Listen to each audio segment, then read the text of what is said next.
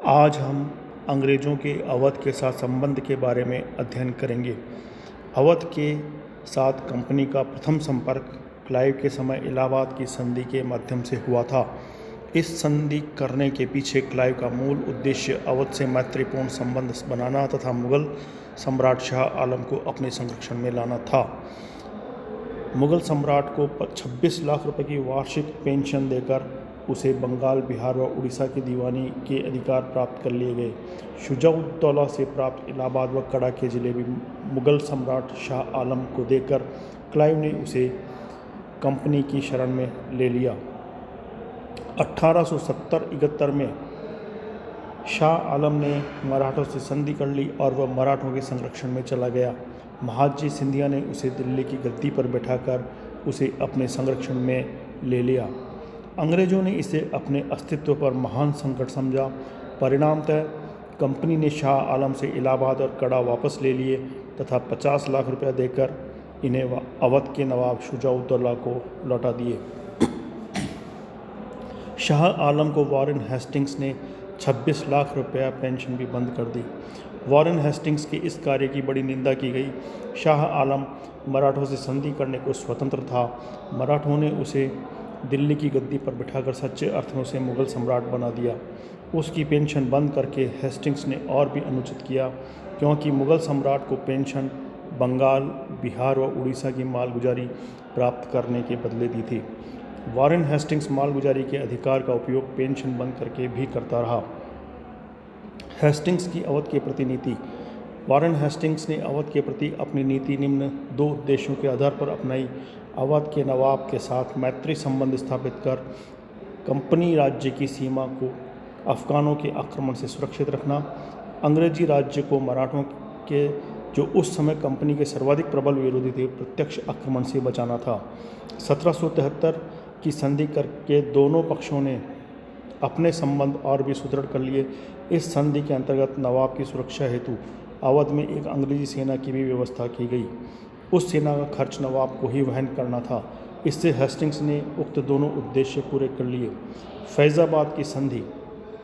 1775 में नवाब शुजा-उद-दौला परलोक सिधार गया। उसकी मृत्यु पर उसका पुत्र आसफ-उद-दौला नवाब बना। नया नवाब कूटनीतिज्ञ था, परंतु अवध में रखी अंग्रेजी सेना का खर्च उसे भारी पड़ रहा था। अतः चालाक नवाब अपना उत्तरदायित्व कंपनी पर डालने का प्रयास करने लगा, परंतु इस समय रेगुलेटिंग अधिनियम के अंतर्गत वॉरेन हेस्टिंग्स बंगाल का गवर्नर न रहकर गवर्नर जनरल बन गया था और उसके अधीन 4 सदस्यों की एक काउंसिल गठित हो गई थी। काउंसिल के अधीन इस संधि के अंतर्गत आसफुद्दौला वायदा कर किया और इस नियम निमित्त बनारस और गाजीपुर के 2 जिले कंपनी को दे दिए। शुजा-उद-दौला का कोष भी नवीन नवाब को बेगमों के हवाले करना पड़ा। इससे नवाब की आर्थिक व्यवस्था और भी दयनीय हो गई। परिणामतः अवध का प्रशासन भ्रष्ट हो गया। इस कारण नवीन नवाब पर क्षमता से बाहर आर्थिक बोझ पड़ा। फैजाबाद की संधि के बाद राज्य की आय का एक बड़ा भाग अंग्रेजी सेना पर खर्च होने लगा। परिणामतः स्थानीय सैनिकों को नौकरी से हटाना पड़ा। नवाब वैसे ही अयोग्य तथा विलासप्रिय था। इससे राज्य में अव्यवस्था फैल गई। अंग्रेजी सेना का खर्च इतना अधिक था कि नवाब उसे सुविधा से वहन करने में असमर्थ हो गया। परिणामतः आसफ-उद-दौला पर सेना के खर्च की बकाया राशि बढ़ने लगी। उधर मराठों के साथ युद्ध करके हेस्टिंग्स ने कंपनी की आर्थिक व्यवस्था को जर्जर कर दिया था।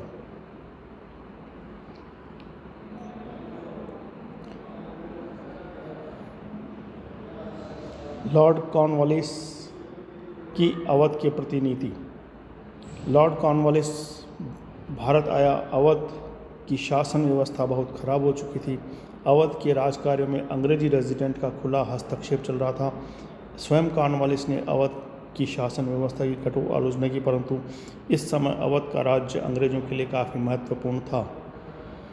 अवध अंग्रेजों तथा मराठों के बीच बफर राज्य था। इस कारण कॉर्नवालिस ने कानपुर तथा फतेहगढ़ की सेना में तो कमी नहीं की, अतः अंग्रेजों ने इसे निर्बल नहीं बनाना चाहते थे। 74 लाख रुपए के स्थान पर कंपनी नवाब से 50 लाख रुपए लेने लगी। कॉर्नवालिस ने यह कमी नवाब के मंत्री हैदर बेग के अनुरोध पर की। सर जॉन शोर और अवध 1797 में आसफुद्दौला की मृत्यु हो गई तथा उसके भाई सादत अली एवं कथित पुत्र वजीर अली में गद्दी के लिए संघर्ष प्रारंभ हो गया। संचालक समिति के आदेशानुसार सर जॉन शॉर इस झगड़े में हस्तक्षेप किया तथा 1978 में सादत अली को नवाब बना दिया। इस प्रकार अंग्रेज़ों ने पहली बार अवध के उत्तराधिकार के प्रश्न को लेकर खुले तौर पर हस्तक्षेप किया था। इसके बाद अवध के नवाब की स्थिति और भी कमज़ोर होती चली गई। अवध के नए नवाब सादत अली ने 21 जनवरी 1798 को अंग्रेज़ों के साथ संधि की। इसकी प्रमुख शर्तें इस प्रकार थीं। अवध ने कंपनी को 76 लाख रुपए वार्षिक कर देना स्वीकार किया। उसने इलाहाबाद का किला तथा उसकी मरम्मत हेतु खर्च भी कंपनी को दिया। नवाब ने उसे गद्दी पर बैठाने में सहायता के लिए अंग्रेज़ों को 12 लाख रुपए दिए। नवाब ने वज़ीर अली को 1.5 लाख रुपए वार्षिक तथा उसके भाइयों को भी उचित धन देकर पेंशन रूप में स्वीकार किया और वज़ीर अली को बनारस में रहने की सुविधा प्रदान की। नवीन नवाब ने सर जॉन शोर को यह भी वचन दिया कि वह अपने राज्य में किसी को विदेशी को नहीं रखेगा। इस प्रकार अवध में अंग्रेज़ों की स्थिति बहुत मजबूत हुई।